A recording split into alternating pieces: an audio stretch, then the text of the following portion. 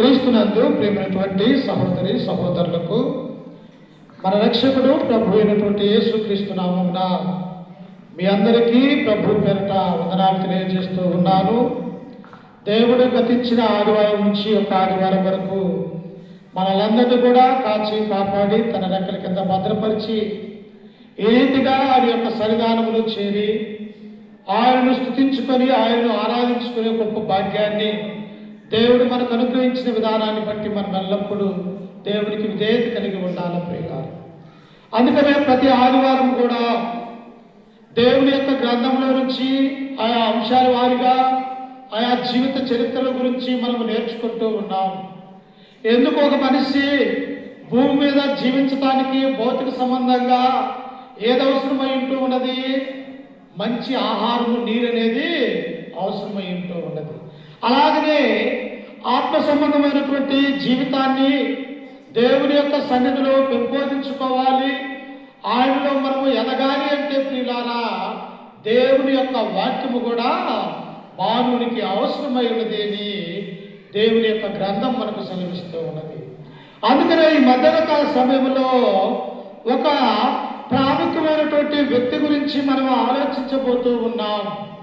ఎవరు ఆ యొక్క వ్యక్తి అంటే ప్రియులారా, న్యాయాధిపతుల గ్రంథంలో ఉన్నటువంటి 6వ అధ్యాయంలో కనిపించేటువంటి ఒక గొప్ప బలాఢ్యుడైనటువంటి గిద్యోను గురించి మనం ఆలోచన చేయబోతూ ఉన్నాం. ఎవరమ్మా? గిద్యోను.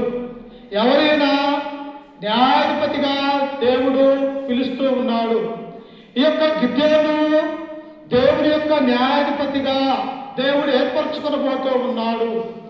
ఆనాడున్నటువంటి ఇశ్రాయేలుకి దేవుడు న్యాయాధిపతుల్ని వారి యొక్క రక్షకుడిగా ఇశ్రాయేలు ప్రజల్ని రక్షించడానికి వారిని ప్రత్యేకమైనటువంటి పరిశుద్ధాత్మ వారిలోనికి దేవుడు పంపించి ఆయా దేశాల మీద ఇశ్రాయేలు ప్రజలు యుద్ధానికి వస్తూ ఉన్నప్పుడు ఆ యుద్ధంలో ఈ న్యాయాధిపతులుగా ఉన్నటువంటి వారు ఏం చేస్తారంటే దేవునికి జయకరంగా వారిని కాపాడేవారుగా ఉంటూ ఉన్నారు ప్రియులారా. అయితే ఎందుకు యుద్ధాలు వస్తూ ఉన్నాయి? ఎందుకు ఇశ్రాయేలు ప్రజలైనటువంటి వారి మీదకి ఆనాడున్నటువంటి అమోరీయుల దేశంలో ఆనాడున్నటువంటి అమాలేకీయులు, లేకపోతే మిద్యానీయులు, మోయాబీయులు, అమ్మోనీయులు అన్నటువంటి ఈ జాతి వారు ఎందుకు పదే పదే ఇశ్రాయేలు మీదకి యుద్ధానికి వస్తూ ఉన్నారు అన్నటువంటి విషయాల గురించి మనం ఆలోచించబోతూ ఉన్నాం ప్రియులారా. చూడండి ఒకసారి న్యాయాధిపతుల గ్రంథము 2వ అధ్యాయము 10వ వచనాన్ని చదువుకుందాం. న్యాయాధిపతుల గ్రంథము 2వ అధ్యాయము 10వ వచనము. ఆ తరము వారందరూ తమ స్వజనుల యొక్కకు చేర్చబడింది. వారి తరువాత యెహోవానైనను ఆయన ఇశ్రాయేలు కొరకు చేసిన కార్యములనైనను ఎరుగని తరమొకటి పుట్టగా. ఎవరంటమ్మా? ఒక తరము పుట్టినదంట. ఏ తరం అది?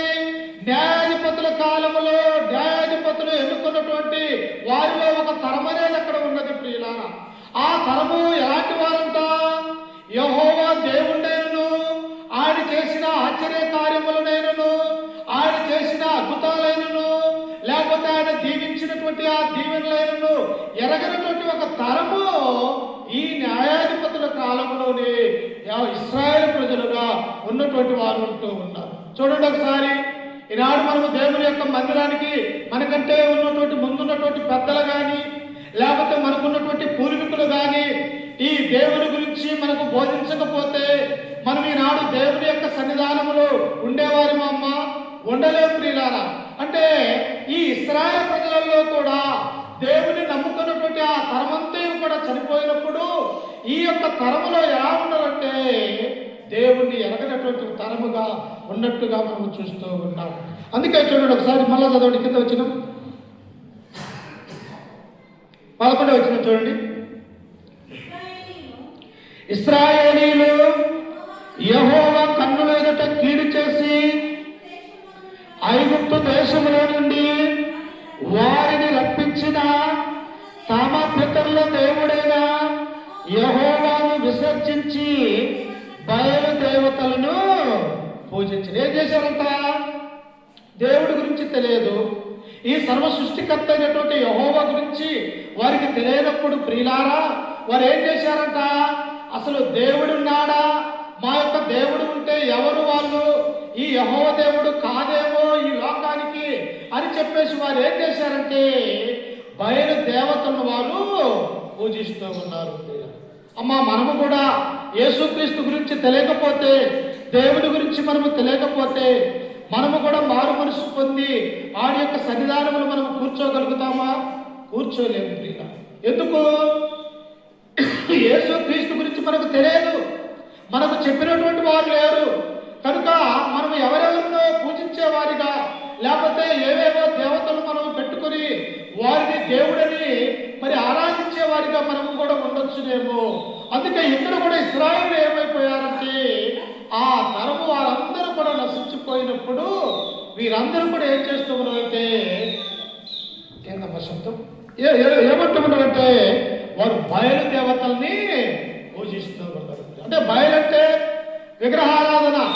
సృష్టికర్త అయినటువంటి దేవుణ్ణి మరిచి మనల్ని నిర్మించినటువంటి ఆ పరలోకమందు ఉన్నటువంటి ఆ తండ్రి అయినటువంటి దేవుణ్ణి మరిచి ఈ లోకంలో ఉన్నటువంటి శరీర సంబంధమైనటువంటి ఆ యొక్క విగ్రహాలు చేసుకుని ఈ ఇశ్రాయేలు ప్రజలు పూజిస్తూ ఉన్నట్టుగా మనము చూస్తూ ఉన్నాం. అమ్మ, దేవుడు ఊరుకుంటాడా? నిర్గమాకాండం 20వ అధ్యాయం 1 నుంచి 3 వచనాలు మనం చదువుకుంటూ ఉన్నప్పుడు ఆకాశం అందే గాని, భూమి అందే గాని, భూమి కింద నీళ్ళ ఎందే గాని మీరు ఏ స్వరూపమైన మీరు చేసుకొని ఆరాధించకూడదు అని దేవుని యొక్క గ్రంథం మనకు సెలవిస్తూ ఉన్నది. అంటే ఇశ్రాయేలు ఎవరిని ఆరాధించాలా? ఐగుప్తు దేశంలో నుంచి, బానిసత్వంలో నుంచి బయటికి రప్పించినటువంటి యెహోవా దేవుణ్ణి వారు ఆరాధించవలసిన అవసరం ఉన్నది. కానీ ఈ దేవుణ్ణి ఎరగనటువంటి తరం ఏం చేసిందంటే వారు బయలు దేవతలను పూజిస్తూ ఉన్నారు.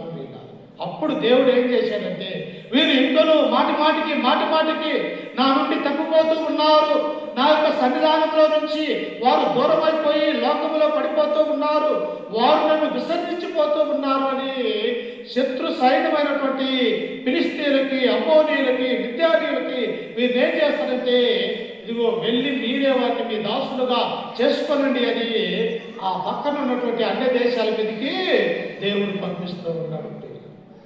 మనము కూడా దేవుని యొక్క మాట విన్నప్పుడు, మనము కూడా దేవుని యొక్క సన్నిధానాన్ని మర్చిపోయినప్పుడు, యేసుక్రీస్తుని మనము కూడా అంగీకరించకపోయినప్పుడు మన యొక్క జీవితాలలో కూడా ఏమైపోతామంటే అనేకమైనటువంటి శ్రమలు దేవుడే మనకి ఆపాదించేవాడిగా ఉన్నాడు.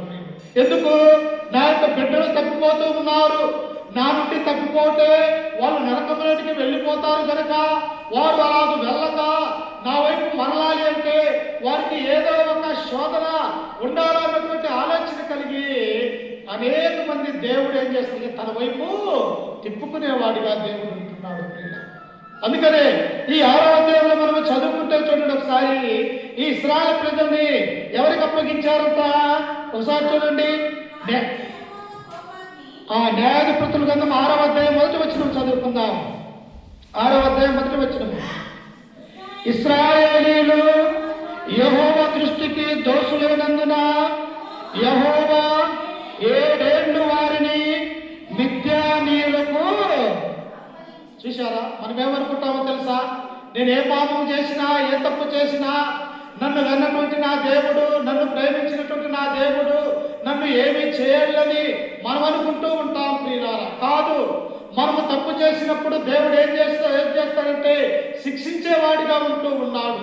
లోక సంబంధమైనటువంటి మన యొక్క కుమారులు, కుమార్తెలు ఏదైనా తప్పు నడుస్తూ ఉన్నప్పుడు వారిని ఎలాగైనా తన యొక్క దారిలోనికి తెచ్చుకోవాలని మనం ఎలాగైతే తల్లిదండ్రులుగా కుంగిపోయి అవసరమైతే వారిని కొట్టి మంచి సరైనటువంటి మార్గంలోనికి నడిపించాలని మనం ఆలోచన చేస్తామో, తండ్రి అయినటువంటి దేవుడు కూడా తన ప్రజలైన ఇశ్రాయేలు ప్రజలు పాపం చేస్తూ ఉన్నారు కనుక వారిని మరలా తిరిగి తన దగ్గరికి తెచ్చుకోవటానికి దేవుడు ఏం చేశాడంటే మిద్యానీయులకు 7 ఏళ్ళు అప్పగించేశాడు. చూశారా? ఎవరిని అప్పగించారు? ఇశ్రాయేలు ప్రజల్ని. దేవుడిని మర్చిపోయారు. వారి యొక్క పితరుడైనటువంటి అబ్రహాము కలిగినటువంటి విశ్వాసము లేక లోకంలో ఉన్నటువంటి బయలుదేవతల్ని వారు పూజిస్తూ ఉన్నప్పుడు ఈ దేవుడు ఏం చేశాడంటే మిద్యానీయుల కింద దాసులుగా వెళ్ళిపోండి అని చెప్పేసి ఆ మిద్యానీయులను పైకి లేపి ఆ ఇశ్రాయేలు మీదకి యుద్ధానికి పోయేటట్టుగా దేవుడే చేసినట్టుగా మనం చూస్తూ ఉన్నాం. అప్పుడు చూడండి కింద వచనంలో ఎలా ఉన్నదంటే, మిద్యానీయుల చెయ్యి ఇశ్రాయేలు మీద హెచ్చాయిన గనుక వారు మిద్యానీయుల ఎదుట నిలవలేక కొండలలోనున్న వాగులను గుహలను దుర్గములను తమకు సిద్ధపరుచుకున్నది. ఏం చేశారంట? శత్రు సైన్యమైనటువంటి మిద్యాల కింద వారు నిలవలేకపోతూ ఉన్నారు.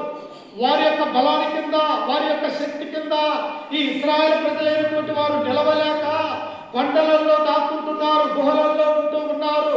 వారు ఎక్కడ వచ్చి మమ్మల్ని కత్తితో చంపేస్తారు, లేకపోతే ఎక్కడ మమ్మల్ని దాసులుగా కొనుక్కోబడతారు మిద్యానీయుల దేశంలోనికని ఈ ఇశ్రాయేలు ప్రజలైనటువంటి వారు ఏం చేస్తూ ఉన్నారంటే వారు దాచుకుంటూ ఉన్నారు. ప్రియులారా, కొండలలో పారిపోతూ ఉన్నారు, గుహలలో, బండలలో, ఎక్కడంటే అక్కడ తమ ప్రాణాలను కాపాడుకోవటానికి ఇశ్రాయేలు ప్రజలు దాక్కుంటున్నట్టుగా మనం చూస్తూ ఉన్నాం. ఎందుకు వచ్చిందమ్మా యొక్క శ్రమ? దేవుణ్ణి వదిలిపెట్టిపోయారు. దేవుణ్ణి, లోక సృష్టికర్త అయినటువంటి యెహోవా దేవుణ్ణి మా దేవుడు కాదు అని చెప్పేసి వారు వదిలివేసినటువంటి వారుగా మనం చూస్తూ ఉన్నాం. నా జీవితంలో కూడా ప్రియులారా, మనం భౌతికంగా సరిగా ఉండవచ్చు, మంచి ఆరోగ్యంతో లేకపోతే మంచి శరీరంతో మనం ఉండవచ్చు, కానీ దేవుణ్ణి మనము మర్చిపోతే మన యొక్క జీవితం కూడా ఎలా అయిపోతుందో తెలుసా? ఈ యొక్క ఇశ్రాయేలు ప్రజలు ఎక్కడైతే కొండలలో, గుహలలో తమ జీవితాన్ని వారు కాపాడుకోలేకపోతూ ఉన్నారు, మన యొక్క జీవితం కూడా సాతానులో పడితే వారి ఇష్టానుసారంగా మనల్ని నలిపివేస్తారు. అప్పుడు చూడండి కింద వచనములు ఇంకా ఏమన్నారంట? 3వ వచనములో, ఇశ్రాయేలీయులు విత్తనములు విత్తిన తరువాత మిద్యానీయులను, అమాలేకీయులను, తూర్పున నుండి వారును తమ పశువులను, గుడారములు తీసుకొని మిడతల దండంత విస్తారముగా వారి మీదికి వచ్చి వారి ఎదుట దిగి గాజాకు పోవునంత దూరము భూమి పంటను పాడు చేసి ఏం చేస్తూ ఉన్నారంట? ఈ ఇశ్రాయేలు బ్రతకటానికి వారికి ఉన్నటువంటి ఆ పొలాలలో గోధుమ గింజలు వేసుకుంటూ లేకపోతే పంట వేసుకుంటూ వారి యొక్క జీవితాన్ని వారు ఆహారంగా బ్రతకటానికి వారు కష్టపడి పనిచేసుకుంటూ ఉన్నారు ప్రియులారా. కానీ ఈ యొక్క మిద్యానీయులు, అమాలేకీయులు ఏం చేస్తూ ఉన్నారంట?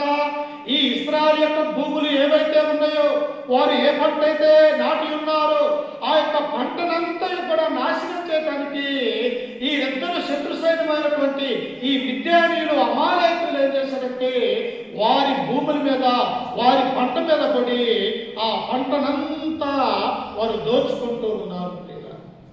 కష్టం చేసిన వారు వ్యవసాయం చేసుకుంటూ వారి యొక్క జీవితాన్ని కొనసాగించుకుంటూ కొండలలో, గుహలలో దాక్కుంటూ వారి యొక్క భూమిని సేదపరుచుకుంటున్నట్టుగా మనం చూస్తూ ఉన్నాం. ఎందుకు ఆ యొక్క స్థితి ఇశ్రాయేలు ప్రజలకు వచ్చినదంటే దేవుణ్ణి మర్చిపోయినటువంటి వారిగా మనం చూస్తూ ఉన్నాం. దేవుణ్ణి మర్చిపోయారు. వారికి దేవుని యొక్క బలము తెలియట్లేదు. దేవుడు మమ్మల్ని దీవిస్తాడు, ఆశీర్వదిస్తాడని వారు గుర్తెరగక లోకంలో ఉన్నటువంటి బయలుదేవతలను వారు పూజించినప్పుడు దేవుని యొక్క కోపాగ్నికి వారు గురైనట్టుగా మనం చూస్తూ ఉన్నాం. ప్రియులారా, నా జీవితంలో కూడా, క్రైస్తవ యొక్క జీవితం కూడా ముండ్ల కంపల మీద నడిచేటట్టుగా ఉంటూ ఉన్నది. ఎందుకో తెలుసా? క్రైస్తవ జీవితం జీవించాలంటే అనేక మంది ద్వారా మనకు శ్రమలు అనేవి వస్తాయి. ఓ పక్క సాతాను ద్వారా మనకు శ్రమలు వస్తూ ఉన్నాయి, ఓ పక్క భౌతిక సంబంధంగా అనేక విషయాలలో మనకు శ్రమలు వచ్చే విధంగా ఉంటాయి. అయితే వీటన్నిటిని కూడా మనం ఎదుర్కోవాలి అంటే, ఈ శ్రమలలో నుంచి మనము బయటపడాలి అంటే మనం ఎవరి మీద నమ్మకం ఉంచాలంటే మనల్ని సృష్టించిన సృష్టికర్త మీద మనము విశ్వాసం కలిగి ఉండాలి. అది ఎంతదైనా, ఏ బాధైనా, ఏ శ్రమైనా అది దేవుడు తీసివేయగల సమర్థుడు మన యొక్క దేవుడు అని మనం గుర్తెరగాలి. కానీ ఈ ఇశ్రాయేలు ప్రజలు ఏం చేశారంటే అట్టి దేవుణ్ణి మర్చిపోయి లోక సంబంధంగా వారి యొక్క జీవితాలను పాడు చేసుకున్నట్టుగా మనం చూస్తూ ఉన్నాం. అప్పుడు అగ్ని వచనంలో చూడండి, ఇంకా మనం చదువుకుంటే అదే 6వ అధ్యాయము 5వ వచనాన్ని చదువుకుందాం ఒకసారి చూడండి. వారును వారి ఒంటెలను లెక్కలేక ఉండెను. దేశమును పాడు చేయుటకు వారి దానిలోనికి వచ్చిరి. ఇశ్రాయేలీయులు మిద్యానీయుల వలన మిక్కిలి హీనదశకు వచ్చినప్పుడు వారు యెహోవాకు మొరపెట్టిది. అమ్మా, వేసుకున్నటువంటి పంట పోయినది, వేసుకున్నటువంటి గుడారాలు వాళ్ళ యొక్క ఇల్లులు కూలిపోయినవి. వారు వేసుకొని కడుపార తిందామన్నటువంటి ఆ గోధుమ పంటని, ఆ జొవల పంటని, ఇలాంటి అనేకమైనటువంటి పంటలు వేసుకున్నటువంటి ఆ పంటల్ని ఈ మిద్యానీయులు అమాలేకీయులు ఏం చేశారంటే తను మొత్తము పాడు చేసినట్టుగా మనం చూస్తూ ఉన్నాం.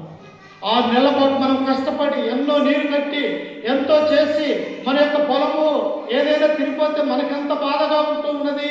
అలాగనే వారి యొక్క జీవితాలలో 7 సంవత్సరాల పాటు ఆ యొక్క మిద్యానీయుల కింద, అమాలేకీయుల కింద దాసులుగా ఉండి వారు పెడుతున్నటువంటి ఆ శ్రమలు, వారు పడుతున్నటువంటి ఆ బాధలు, వారి యొక్క పంట నాశనం చేసి వారి యొక్క పిల్లల్ని దాసులుగా తీసుకొని పోతున్న ఈ ప్రజల నిమిత్తమై అప్పుడు ఇశ్రాయేలు ప్రజలకి తెలివి వచ్చినది. ప్రియుల, వారు వచ్చేయమంటూ ఉన్నారు, అయ్యో మమ్మల్ని రక్షించినటువంటి దేవుణ్ణి మేము మర్చిపోయాము, మమ్మల్ని కాపాడినటువంటి ఆ యెహోవా దేవుణ్ణి మేము మర్చిపోబట్టే కదా మా యొక్క జీవితంలో ఈ 7 సంవత్సరాల పాటు వీరి ద్వారా కష్ట నష్టాలు మేము పడుతూ ఉన్నామని అప్పుడు ఇశ్రాయేలు తెలుసుకొని ఏం చేశారంట?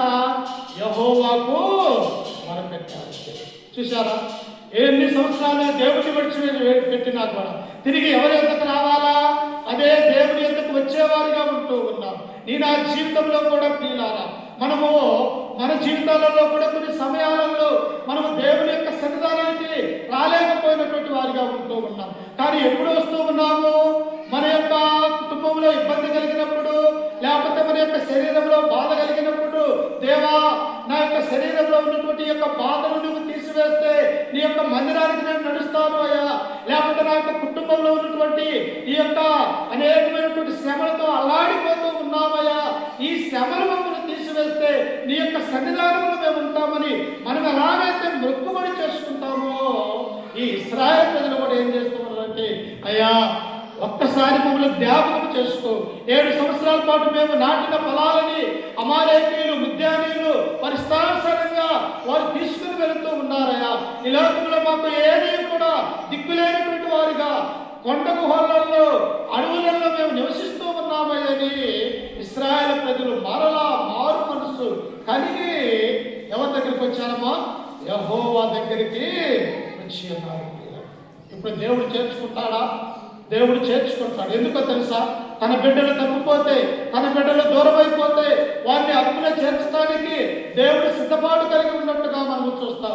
తప్పిపోయినటువంటి కుమారుడు తన తండ్రి దగ్గర ఆస్తిని పంచుకొని దూర దేశాలకు వెళ్ళి తన ఆస్తిని, ఐశ్వర్యాన్ని అన్ని కోల్పోయి తినడానికి తిండి లేక ఆఖరికి పందులు వేసే పొట్టును సైతము తిన్నటువంటి చిన్న కుమారుడికి ఎలాగైతే ఒక ఆలోచన వచ్చినదో, ఏమొచ్చినది? అయ్యో నా తండ్రి దగ్గర అనేక మంది పనివారు ఉన్నారే, అనేక మంది దాసులు ఉన్నారే, వారు ప్రతిరోజు కూడా ఆశీర్వదించబడుతూ ఉన్నారే, ప్రతిరోజు కూడా సమృద్ధిగా తింటూ ఉన్నారే, కానీ నేను నా తండ్రి నుండి దూరం అయిపోయి ఈ అన్యదేశమైనటువంటి వీరి చేతిలో నేను మోసపోయి అనేక విధాలుగా నేను పాపము చేసి తినడానికి తిండి లేక ఈ పందులు మేసే పొట్టును నేను తినే దౌర్భాగ్య స్థితికి నేను వచ్చానే, తిరిగి నా తండ్రి ఎందుకు ఇంటికి చేరితే ఎలా ఉంటుందని నా యొక్క కుమారుడు ఎలాగైతే ఆలోచన చేశాడో ఈ ఇశ్రాయేలు ప్రజలు కూడా అలాగనే ఆలోచిస్తూ ఉన్నారు.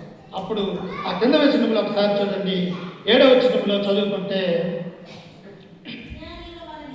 మిద్యానీయుల వలని బాధను పెట్టి ఇశ్రాయేలీయులు యెహోవాకు మొరపెట్టగా యెహోవా ఇశ్రాయేలు యొద్దకు ప్రవక్తనొకరిని పంపెను. చూశారమ్మా, తండ్రి తన యొక్క బిడ్డలను మరుచునేమో, తల్లి తన యొక్క బిడ్డలను మరుచునేమో, కానీ నేను నిన్ను ఎప్పటికీ కూడా మరవను ప్రియ. తల్లి ఏం చేస్తుంది? ఒక వయసు వచ్చిన దాకా ఎత్తుకోగలుగుతుంది. ఇంకా పెద్దవాడైనప్పుడు ఏం చేస్తుంది? ఆ తల్లి చూసుకునే స్థితిలో ఉండదు.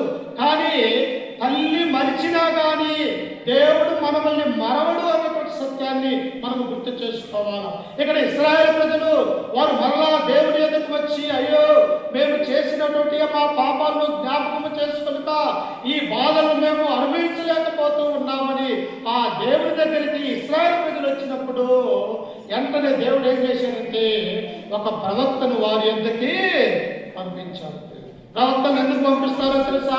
ఎక్కడైతే పాపం జరుగుతూ ఉన్నదో, ఎక్కడైతే దేవునికి వ్యతిరేకమైనటువంటి పనులు చేస్తూ ఉన్నారో, ఎక్కడైతే దేవుని మర్చిపోతూ ఉన్నారో వారి యొద్దకు వెళ్ళి దేవుని యొక్క వాక్యాన్ని నా మాటగా తెలియచేయమని ప్రవక్తను దేవుడు ఎన్నుకున్నటువంటి వారిగా మనం చూస్తూ ఉంటాం. మోసేని ఎలా ఎన్నుకున్నాడు దేవుడు? అరణ్యంలో గొర్రెలు కాస్తూ ఉన్నప్పుడు సినాయి పర్వతం దగ్గర మోసే మోసే అని ఆ దేవుడు పిలిచినప్పుడు మోసే ఏమన్నాడు? చిత్తగించుము దేవా అని అన్నాడు. అంటే తన పనికి ఎవరినైనా కూడా పిలుచుకోగలడు దేవుడు. అతను గొర్రెల కాపరా, లేకపోతే పనిచేసే కూలివాడా, లేకపోతే అతను వ్యాపారస్తుడా, లేకపోతే పేదవాడా, లేకపోతే ఏమీ లేనటువంటి వాడా, ఎవరినైనా తన యొక్క పనికి పిలుచుకొని వాడుకోగల సమర్థుడు మన దేవుడు అని మనం గుర్తు చేసుకోవాలి ప్రియులారా. అందుకే ఇక్కడ ఏం చేస్తూ ఉన్నాడు?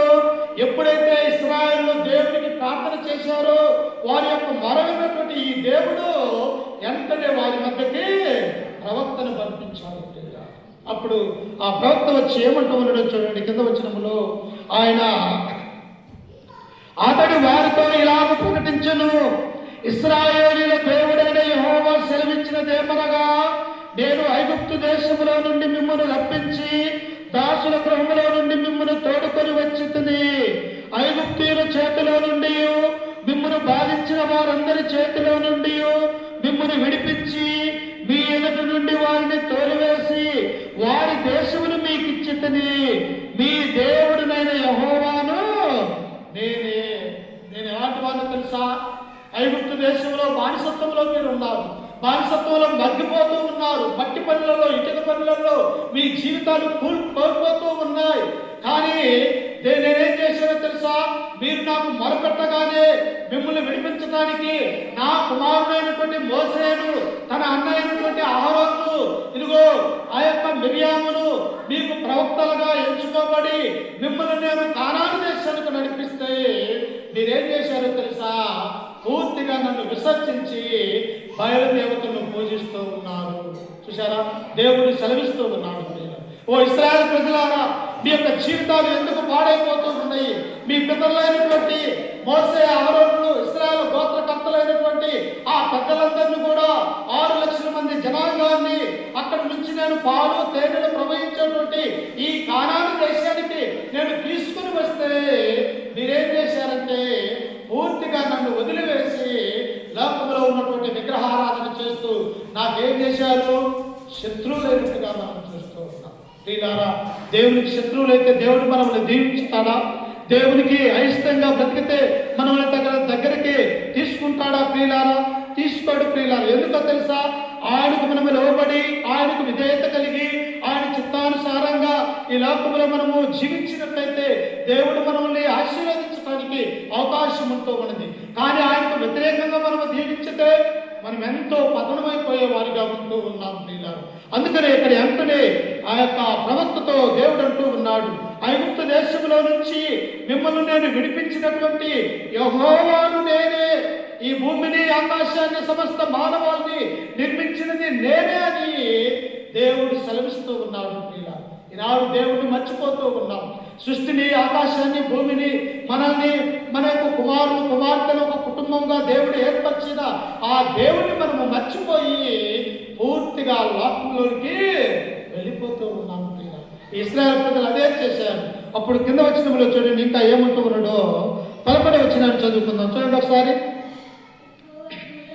యెహోవా తోట వచ్చి అభియేజ్యుడైన యోవాషుకు కలిగిన ఓప్రాలోని మస్తకి వృక్షము క్రింద కూర్చుండెను.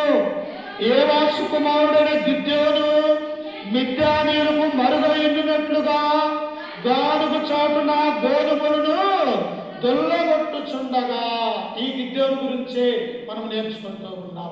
ఏం చేస్తూ ఉన్నాడంటే యొక్క గిద్యోను అమాలేకీయులకు మిద్యానీయులకు ఎక్కడ వచ్చి మా యొక్క గోధుమలను ఈ యొక్క పండినటువంటి పంటను ఎత్తుకొని వెళ్ళిపోతారేమో అని చెప్పేసి ఆయన ఏం చేస్తున్నాడట, ఒక మస్తకి వృక్షం కింద కూర్చొని గానుగు చాటున ఆ గోధుమలు తీసుకొని అక్కడ వేసి దాన్ని ఏం చేస్తున్నాడంటే దుల్లగొడుతూ ఉన్నాడు. ప్రియులా, ఎందుకో తెలుసా?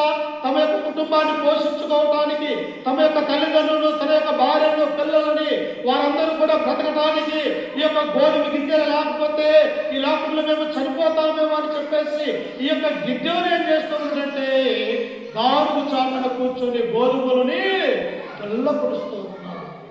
చూసారా ఎంత హీనస్థితికి చేరారు. దేవుడు వారికి ఏది కావాలంటది ఇచ్చే దేవుడిని వారు మర్చిపోతే వారి యొక్క జీవితాలు ఏమైపోయినాయో ఒకసారి ఆలోచన చేయండి. అందుకే ఎప్పుడైతే ఆయన గానుగు చాటున గోధుమలను దుల్లగొట్టుచుండగా యెహోవా దూత అతనికి కనపడి, పరాక్రమగల బలాఢ్యుడా, యెహోవా నీకు తోడై ఉన్నాడని అతనితో అనగా, ఏ దూత వచ్చిందంటమ్మా? దేవుడి యొక్క దూత అక్కడికి పంపబడ్డాడు. నేను ఆ జీవితంలో కూడా మనము కూడా మరణానికి దగ్గరగా వెళ్ళిపోయినప్పుడు మన యొక్క జీవితాలను కూడా ఈ లోకంలో ఎవరు కూడా కాపాడలేరు. ప్రియులారా, ఎవరినైతే మనము విశ్వాసం కలిగి ఉంటామో ఈ లోక రక్షకుడైనటువంటి యేసుక్రీస్తునందు నీ నా జీవితము ఆయన యొక్క విద్వేత కలిగి విశ్వాసము కలిగి ఉన్నట్లయితే మరణకరమైనటువంటి అపాయం వచ్చినప్పటికీ కూడా మనల్ని దేవుడు కాపాడగలిగేవాడు మనకు ఉన్నాడు అని మనము ధైర్యముగా దేవుడి యొక్క సన్నిధానములు ఉండేవారిగా ఉండాలి. ఇక్కడ గిద్యోను కూడా భయపడుతున్నాడు. ఎక్కడ అమాలేకీయులు మిద్యానీయులు వచ్చి నేను పండించుకున్నటువంటి యొక్క గోధుమ పంటని తీసుకొని వెళ్ళిపోతారేమని చెప్పేసి మస్తికి వృక్షం కింద ఒక గానుగ ఉంటే ఆ గానుగ చాటున ఈ యొక్క గోధుమలు ఏం చేస్తున్నాడంటే దుల్లగొడుతున్నటువంటి వారిగా మనం చూస్తూ ఉన్నాం. అప్పుడు యెహోవా దూత అంటూ ఉన్నది, పరాక్రమగల బలాఢ్యుడా, యెహోవా నీకు తోడై ఉన్నాడని అతనితో అనగా, ఆ దేవదూత వచ్చినదమ్మా. ఆ యొక్క గానుగ చాటున దుల్లగొడుతున్నటువంటి ఆ గిద్దోని దగ్గరికి వచ్చినది. వచ్చి పరాక్రమ కలిగినటువంటి బలాఢ్యుడా, దేవుడు నీకు తోడై ఉన్నాడు అని ఆ గిద్దోనితో చెప్పినది. చూసారా? శ్రమలలో, బాధలలో, ఇరుకులలో, ఇబ్బందులలో ఇక మా జీవితం ఏమీ లేదు, పూర్తిగా అయిపోతుంది అనుకున్నటువంటి ఇశ్రాయేలు ప్రజల్ని పరలోకమందు ఉన్నటువంటి దేవుడు వారి స్థితిని చూసి వారిని ఆశీర్వదించడానికి ఒక దూతను ఈ యొక్క బలాఢ్యుడైనటువంటి గిద్దోని దగ్గరికి పంపించి వేశాడు. కొన్నేళ్ళు కూడా తన యొక్క కుటుంబంతో మేడ మీద నెక్కి దేవునికి ప్రార్థన చేస్తూ ఉన్నప్పుడు ఆ యొక్క దేవదూతను ఆ యొక్క కొన్నేళ్ళ యొక్క ఇంటి మీదకి పంపించినటువంటి వాడిగా దేవుడిని చూస్తూ ఉన్నాడు. నజరేతున్నటువంటి కుగ్రామంలో, బెత్లెహేము అనేటువంటి కుగ్రామంలో ఉన్నటువంటి కన్యకైనటువంటి మరియ ఉంటూ ఉన్నప్పుడు ఆమె గర్భము ధరించబోతూ ఉన్నది, ఈ లోకానికి రక్షకుడు రాబోతూ ఉన్నదని ఒక గాబ్రియేలు దేవదూతని ఒక మానవుడైన ఒక యేసుక్రీస్తు తల్లిగా వచ్చినటువంటి మరియమ్మ దగ్గరికి దేవుడు పంపించినటువంటి వాడిగా మనం చూస్తూ ఉన్నాం. అంటే ఆయన నమ్ముకుంటే, ఆయన యొక్క విశ్వాసం కలిగి ఉంటే, ఆయన పట్ల మనం మారు మనసు కలిగి ఉంటే ఆయన ఏం చేస్తారంట, తన యొక్క దేవదూతల్ని మనుషుల దగ్గరికి దేవుడు పంపించేవాడిగా ఉంటూ ఉన్నాడు. ఆయన వచ్చి ఏమన్నాడు, పరాక్రమ కలిగిన బలాఢ్యుడా, దేవుడు నీకు తోడై ఉండును గాక అని ఆ దూత పలికినప్పుడు ఎంత ఆనందం వేస్తుందమ్మా. ఎంతో బాధలలో ఉన్నటువంటి ఆ వ్యక్తికి ఒక దూత వచ్చి యెహోవా నీకు తోడై ఉన్నాడు అంటే ఆయన మనస్సు ఎంత సంతోషిస్తుందో ఒకసారి ఆలోచన చేయండి. అప్పుడు ఈ కింద వచ్చిన చూడండి, ఇంకా ఏమైనా ఉంటూ ఉన్నాడు. 13వ వచనంలో,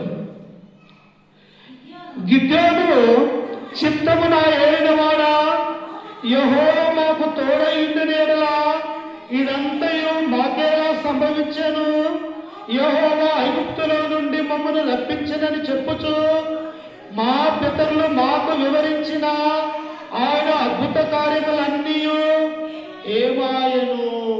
ఎప్పుడైతే దేవదూత వచ్చి గిద్యోనా, బలాఢ్యుడా, పరాక్రమ కలిగినటువంటి వాడా, యెహోవా మీకు తోడై ఉన్నాడయ్యా అని అన్నప్పుడు ఈ గిద్యోను జ్ఞానం కలిగినటువంటి వాడు, ఈ గిద్యోను దేవుని యందు భయభక్తులు కలిగినటువంటి వాడిగా ఉన్నాడు.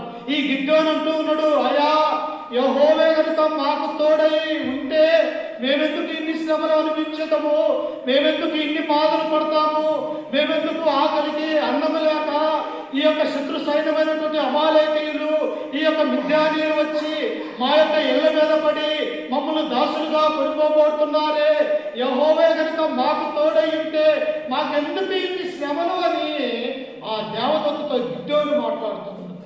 మనం కూడా అదే అంటాం.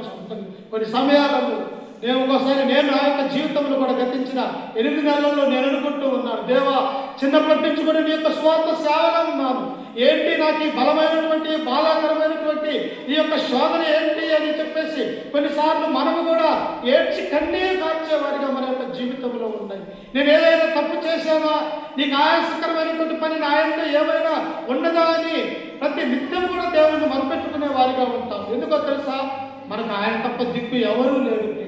ఈ లోకంలో తండ్రి అయినటువంటి దేవుడు తప్ప ఈ లోకంలో మనం బ్రతకాలన్నా జీవించాలన్నా ఆయనలో ఉంటే తప్ప మనకు రక్షణ అనేది లేదన్నటువంటి సత్యాన్ని మనకు గ్రహించాలన్నా ఈ గిద్యోను ఉన్నాడయ్యా, యెహోవా కనుక మాకు తోడై ఉన్నట్లయితే ఈ మిద్యానీయులు, ఈ అమాలేకీయులు మా పంట పొలాలని, మా పొలాలని ఎందుకు ఇంత మరి అన్యాయం చేసి మా నుండి దోచుకొని పోతారు అని చెప్పేసి ఆ దేవదత్తతో ఈ గిద్యోను మాట్లాడుతూ ఉన్నారు. అప్పుడు చూడండి ఏమంటూ ఉన్నాడు, కింద వచ్చిన ఒకసారి చూడండి, ఆ 14వ వచనంలో చదువుకుంటే, అంతటా యెహోవా అతని తట్టు తిరిగి బలము తెచ్చుకొని మిద్యానీయుల చేతిలో నుండి ఇశ్రాయేలీయులను రక్షింపము. బలం తెచ్చుకో. ఇప్పటివరకు నీకు బలం లేదు. ఎందుకు లేదు? మీరు దేవుని విడిచిపెట్టారు.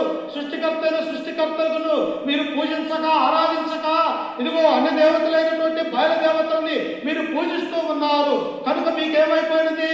మీ యొక్క జీవితంలో శ్రమలనే ప్రారంభమైపోయినాయి. శ్రమలు 7 సంవత్సరాల పాటు మీ యొక్క జీవితాలు కల్లోలమైపోయినట్టుగా మేము చూస్తూ ఉన్నాం. ఇదిగో తిరిగి మీరు నాకు మొరపెట్టారు కనుక ఇదిగో నీకు మేము ఉత్తరం ఇస్తున్నాం. నిజంగా ప్రియులారా, మన యొక్క జీవితాలను కూడా మనము కూడా మనం కొన్నిసార్లు తప్పిపోతూ ఉంటాం. కొన్నిసార్లు దేవుడు పరీక్షించవచ్చు, నా యొక్క కుమారుడు కుమార్తె నాలో ఉంటాడా లేకపోతే బయటకు వెళ్ళిపోతాడా అని మన యొక్క జీవితాన్ని కూడా ఇశ్రాయేలు ప్రజల్ని ఎలాగైతే దేవుడు పరీక్షించి ఉన్నాడో మనల్ని కూడా దేవుడు పరీక్షించేవాడిగా ఉండొచ్చు ప్రియులారా. కానీ మనం ఏం చేయాలా? ఆ పరీక్షలకి నిలిచి ఉండాలా. ఎన్ని బాధలు వచ్చినా, ఎన్ని శ్రమలు వచ్చినా నా దేవుడు నాకు తోడై ఉన్నాడు. ఏ అపోస్తలుడైన పౌలు ఎలాగైతే అయ్యా నా యొక్క బ్రతుకుట క్రీస్తే చావైతే లాభం అని అన్నాడు, మన యొక్క జీవితంలో కూడా అలాంటి విశ్వాసం కలిగి ఉన్నట్టయితే ఈ ఇశ్రాయేలు ప్రజల్ని దేవుడు తిరిగి ఎలాగైతే తన యొక్క ఆ యొక్క న్యాయాధిపతి అయినటువంటి గిద్యోను ద్వారా రక్షించాలని ఆయన ఏర్పాటు చేసుకున్నాడో నిన్ను నన్ను రక్షించడానికి కూడా దేవుడు తన యొక్క సంకల్పంలో ఎవరినో ఒకరిని పంపిస్తాడు. అప్పుడు అంటూ ఉన్నాడు, గిద్యోను ఏమంటూ ఉన్నాడు చూడండి, యెహోవా అతని తట్టు తిరిగి బలము తెచ్చుకొని మిద్యానీయుల చేతిలో నుండి ఇశ్రాయేలీయులని రక్షింపము, నిన్ను పంపిన వాడను నేనే అని చెప్పగా, నేనే నిన్ను పంపిస్తబోతూ ఉన్నారు. ఎక్కడో ఇదిగో దాని చాటున దొల్లగొట్టు కూర్చున్నటువంటి నీ బ్రతుకుని నేను మార్చిపోతూ ఉన్నాను. అమాలేకులకు, మిద్యానీయులకు ఈ ఇశ్రాయేలు ప్రజలంతా కూడా భయపడి కొండలలో గుహలలో దాక్కుంటూ ఉన్నారు. ఇదిగో వారిని అక్కడి నుంచి మీ శత్రు సైన్యమైనటువంటి అమాలేకులని, మిద్యానీయుల్ని ఈ దేశంలో నుంచి ఎల్లగొట్టడానికి నేను నిన్ను ఏర్పరచుకుంటున్నాను అని గిద్యోనుతో దేవుడు సెలవిస్తూ ఉన్నాడు. మరి నిన్ను నన్ను దేవుడు ఏర్పరచుకోవాలి. నిన్ను నన్ను తన యొక్క కుమార్తెగా ఆయన యొక్క సన్నిధిలో పిలవబడాలి అంటే ఈ గిద్యోను ఎలాగైతే దేవుని యొక్క చేతిలో ఒక ఆయుధముగా ఇశ్రాయేలును రక్షించడానికి ఒక రక్షకుడిగా, ఒక న్యాయాధిపతిగా దేవుడు ఏర్పాటు చేసుకుంటూ ఉన్నాడు. కానీ ఎక్కడ ఉన్నాడు? భయపడుతూ బతుకుతున్నాడు గిద్యోను. కానీ దేవుడు ఏమన్నాడు? ఏ భయపడుతున్నటువంటి గిద్యోను ఉన్నాడో అట్టి గిద్యోన్ని పేరు పెట్టి పిలిచాడు. ఏమన్నాడంటే, పరాక్రమము కలిగినటువంటి బలాఢ్యుడా, యెహోవా నీకు తోడై ఉన్నాడు. చూశారా? మన యొక్క జీవితంలో కూడా ప్రతినిత్యం భయపడుతూ ఉంటాం. ఇతరులకు భయపడతాం, చీకటికి భయపడతాం, చావుకు భయపడతాం, అలాగే శత్రువులకు భయపడతాం. కానీ మనకు ధైర్యం కావాలంటే ఏం చేయాలా? మనము దేవుని మీద ఆనుకొని బ్రతికే వారిగా ఉండాలి. దేవుని యందు ఆయన సంకల్పంలో జీవించే వారిగా మనం ఉండాలి.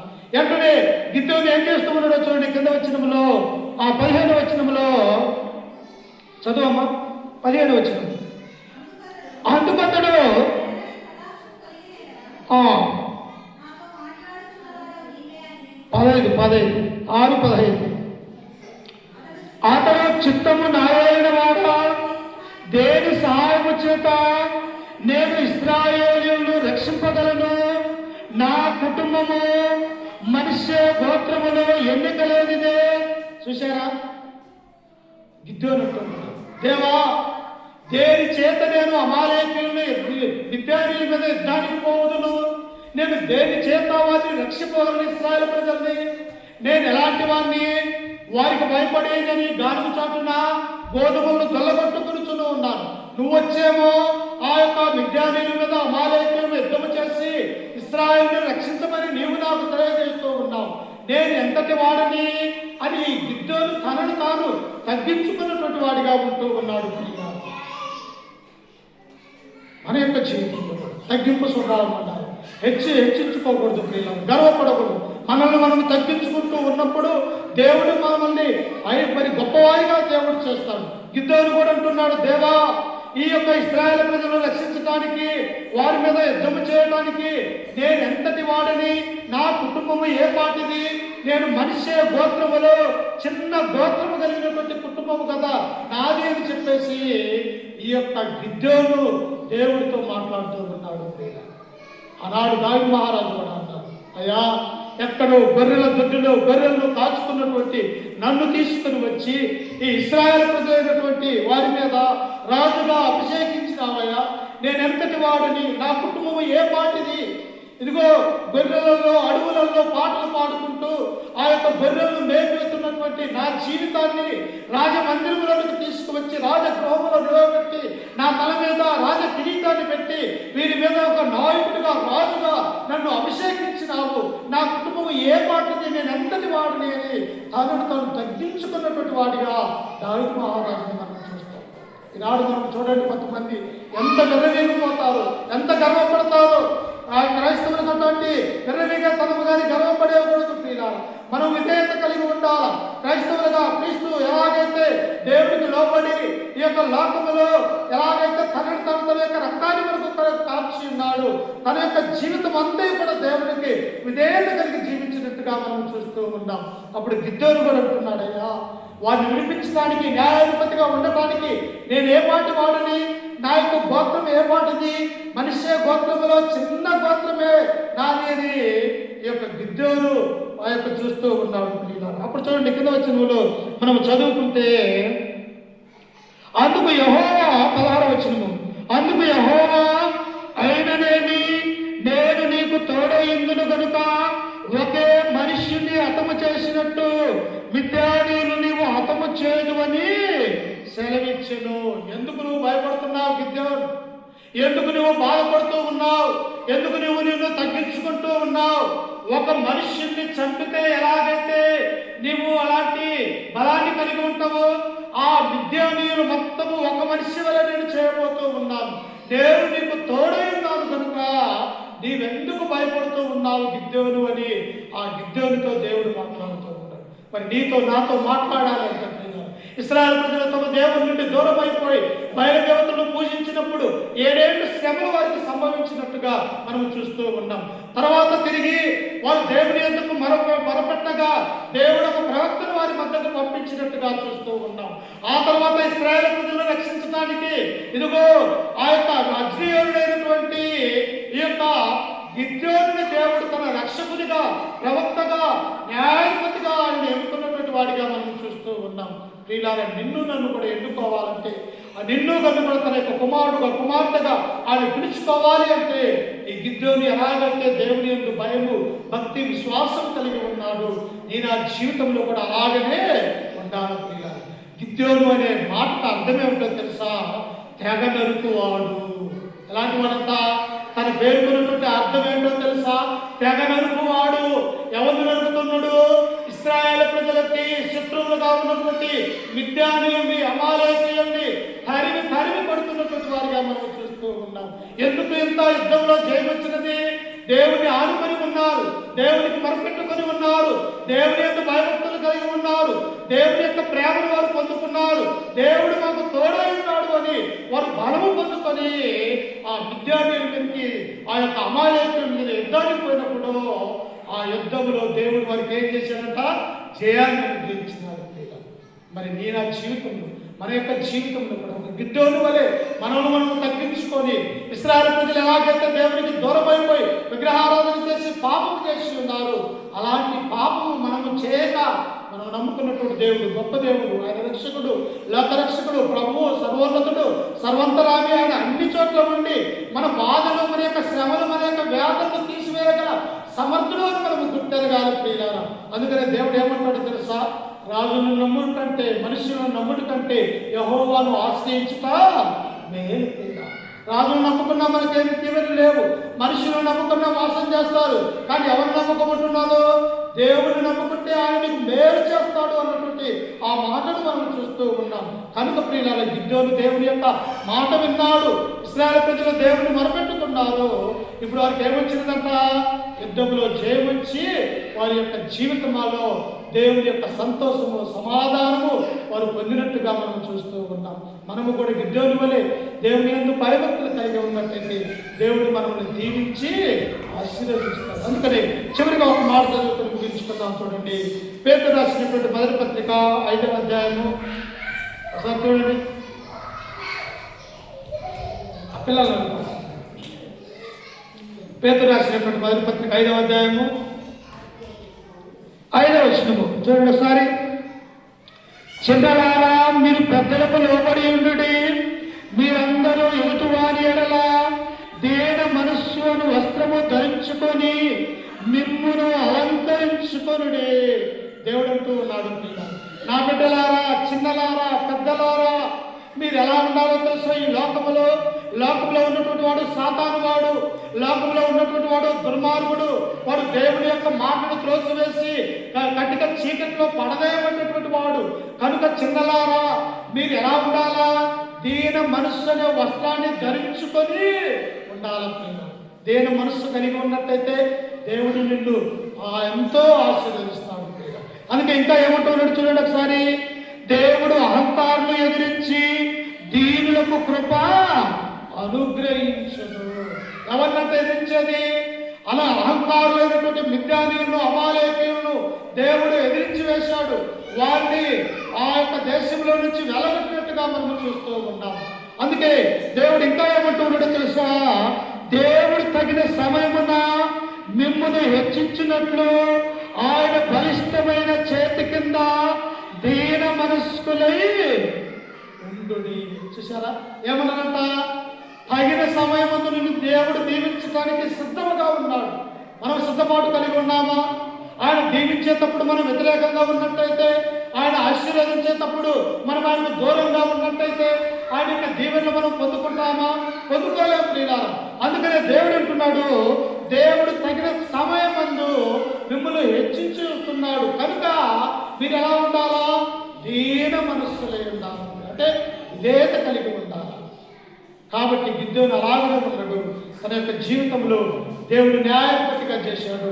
ఆ యొక్క ఇశ్రాయేలు ప్రజలను రక్షించడానికి గొప్ప రక్షకుడిగా దేవుడు పిలిచినటువంటి వాడిగా మనం చూస్తూ ఉన్నాం. కాబట్టి నీ నా జీవితంలో ఇశ్రాయేలు వలె పాపము చేయక, గిద్దోని వలె దేవుని యందు నమ్మకం ఉంచి విధేయత కలిగి ఉన్నట్టయితే, గిద్దోని ఎలాగైతే దేవుడు హెచ్చించి ఆ ఇశ్రాయేలు మీద న్యాయాధిపతిగా ఎంచుకున్నాడు, నిన్ను నన్ను కూడా అలాగనే దేవుడు ఆశీర్వదిస్తాడని చెప్పేసి ఈ వాక్యం ద్వారా మిమ్మల్ని హెచ్చరిస్తూ, ఈ మాటలు నన్ను కూడా హెచ్చరిక చేసుకుంటూ ఓపికతో మీ అందరికీ మన రక్షకుడు ప్రభువునటువంటి యేసుక్రీస్తు నామమున వందనాలు తెలియజేస్తూ ఈ వాక్యాన్ని ముగించుకుంటూ ఉన్నాను. ప్రియుగా ప్రార్థన చేసుకుందాం. ప్రార్థన.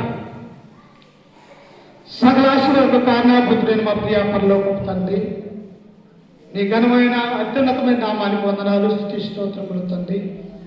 గడిచిన కాలమంతయు, గడిచిన దినముల నియమములు కాచి కాపాడి మా యొక్క జీవితంలో తండ్రి మరొక శ్రేష్టమైనటువంటి యొక్క ప్రభు దినాన సంగముగా సమకూడుకుని తండ్రి ఇప్పటి వరకు తండ్రి ప్రార్థన ద్వారా, పాటల ద్వారా, దేవుని యొక్క వాక్యాన్ని ధ్యానించడం ద్వారా చేసుకున్నాము తండ్రి.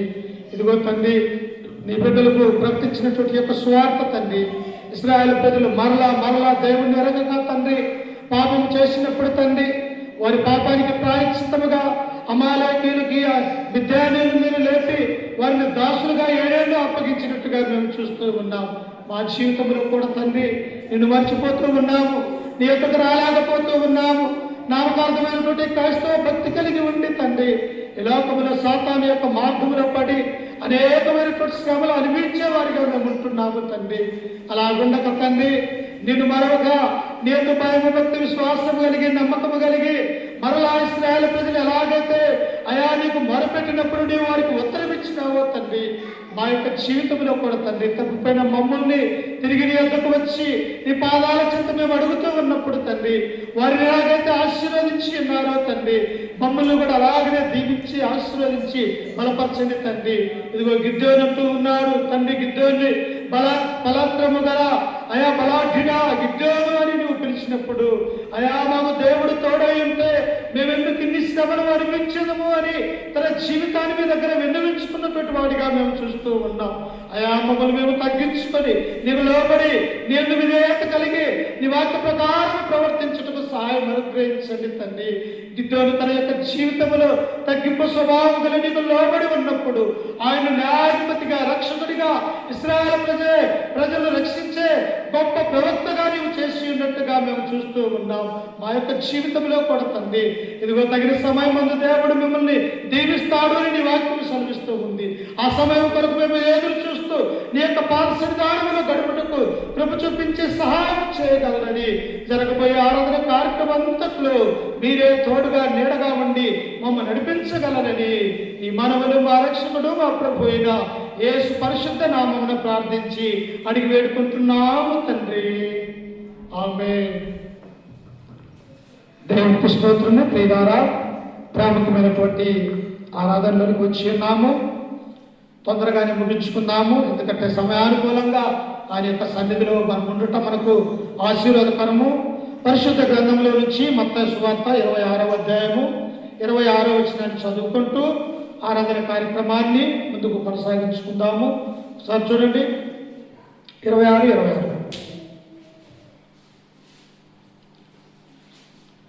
వారు భోజనము చేయుచుండగా యేసు ఒక రొట్టె పట్టుకొని దాన్ని ఆశీర్వదించి విరిచి తన శిష్యులకిచ్చి మీరు తీసుకొని తినుడి, ఇది నా శరీరం అని చెప్పారు. ప్రియులారా, లోకంలో ఉన్నటువంటి మనము లోకము కాదనుకొని క్రీస్తులోనికి వచ్చిన మనల్ని మన పాపము నిమిత్తము మన అపరాధము నిమిత్తము ప్రభు అయినటువంటి యేసు క్రీస్తు వారి యొక్క లోకానికి వచ్చి తన పరిశుద్ధమైనటువంటి రక్తాన్ని మన కొరకు ఆ కలువరిగిరిలో చిందించి ఆయన మరణించి సమాధి చేయబడి తిరిగి మన కొరకు లేచినటువంటి వాడిగా మనం చూస్తూ ఉన్నాం.